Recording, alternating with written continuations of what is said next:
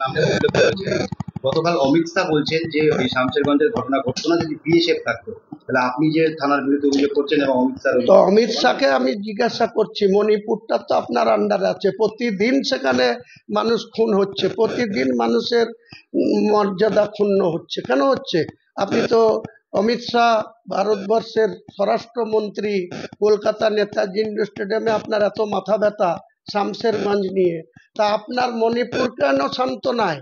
মণিপুরে কেন আপনাদের সরকারকে ভেঙে দিয়ে রাষ্ট্রপতি শাসন করতে হলো? তার জবাবদিহি আগে ভারতবর্ষের মানুষকে করুন, বাংলার মানুষকে করুন, তারপরে সব শামশেরগঞ্জ নিয়ে বড় বড় কথা বলবেন।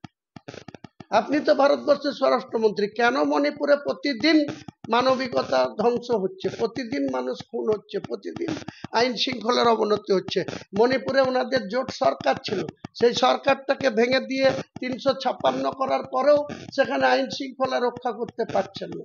আবার বর্ডারে আপনার বিএসএফ পাহারা দেয়, সেখানে কে চুরি করে ঢুকছে আপনি তৃণমূলের উপরে দোষ চাপাচ্ছেন, মমতা ব্যানার্জিকে বলছেন, আর তৃণমূলের বলছেন যে এখানে ভোটার লিস্টে নাম নেই। এদের বিরোধী দলনেতা বলছে রোহিঙ্গারা এসে ভোটার লিস্টে নাম তুলছে। তাছাড়া লজ্জা করে না ভারতবর্ষের এই সব মন্ত্রীদের? তারা তো ওখানে বর্ডার আগলানোর দায়িত্ব তাদের, এটা কি রাজ্য সরকার দেখে? এটা তো বিএসএফ দেখে বর্ডার আগলায়। তাহলে কি করে ঢুকছে বিএসএফ কে ফাঁকি দিয়ে? কি করে রোহিঙ্গা ঢুকছে, কি করে হিন্দু ঢুকছে, কি করে মুসলমান ঢুকছে? কারোরই তো ঢোকা উচিত না, অবৈধ অনুপ্রবেশ তো কারোরই করার এখতিয়ার নেই। তাহলে কেন ওনারা সেটা রক্ষা করতে পারছেন না? আর ওনাকে শামশেরগঞ্জ নিয়ে ভাবতে হবে না, শামশেরগঞ্জ নিয়ে উনি যতই ঢাক বাজান, যতই কিছু করুন, মুর্শিদাবাদে দুটো আছে, ওটা একটা হবে, আর আমরা 21 সৈন্য হব। বলছেন যে শামশেরগঞ্জের বেশ কিছু শাসক দলের নেতৃত্ব জড়িয়ে রয়েছেন এবং একজন মন্ত্রী আছে, তাদের নামও সামনে আছে। জড়ি যদি কেউ থেকে থাকে, অপরাধ যদি কেউ করে থাকে, কথাই আছে, বাংলায় প্রবাদ বাক্য আছে, বাপ পাপ বাপকেও ছাড়ে না। যদি কেউ করে থাকে, ইনকোয়ারি টিম যদি তাদের বিরুদ্ধে স্পেসিফিক কোনো তথ্য প্রমাণ দিয়ে কোর্টে প্রডিউস করে থাকে, অনারেবল জাস্টিসরা তার বিরুদ্ধে আইন মোতাবেক জাজমেন্ট দেবে।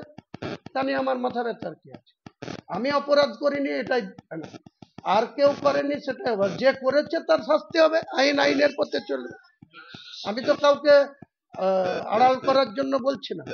যদি কেউ জঘন্য কাজের সঙ্গে যুক্ত থাকে, কেউ যদি লুটতরাজের সঙ্গে যুক্ত থাকে, অগ্নিসংযোগের সঙ্গে যুক্ত থাকে, কেউ যদি ওখানে সাম্প্রদায়িক সম্প্রীতি নষ্ট করার জন্য, বা ওই হরগোবিন্দ দাস আর চন্দন দাসের খুনের জন্য যারা দায়ী, পুলিশ তো 11 জনকে পুলিশ কাস্টডিতে রেখেছে, জাজমেন্ট যখন হবে তখন সবাই জানতে পারবে। নিশ্চয়ই যারা খুন, জঘন্য খুন করেছে, নিরপরাধ মানুষকে বাড়ি থেকে বের করে খুন করেছে, তাদের শাস্তি হবে। তাদের পক্ষে তো আমরা নই, তাদের পক্ষে আমাদের দিদিও নয়, তাদের পক্ষে আমরা কোনোদিন কথা বলিনি। যেদিন থেকে ঘটনা ঘটেছে আপনাদের মিডিয়ায় প্রথম আমি বলেছি, এর জন্য ওখানকার লোকাল প্রশাসন এবং লোকাল জনপ্রতিনিধি উভয়েই এই দায় অস্বীকার করতে পারে না। আমি বলেছি, আমি একমাত্র ব্যক্তি যে বলেছি, আজও তাই বলছি। অপরাধের কোনো মাপ হয় না, আর অপরাধের কোনো জাত হয় না, অপরাধের কোনো রং হয় না।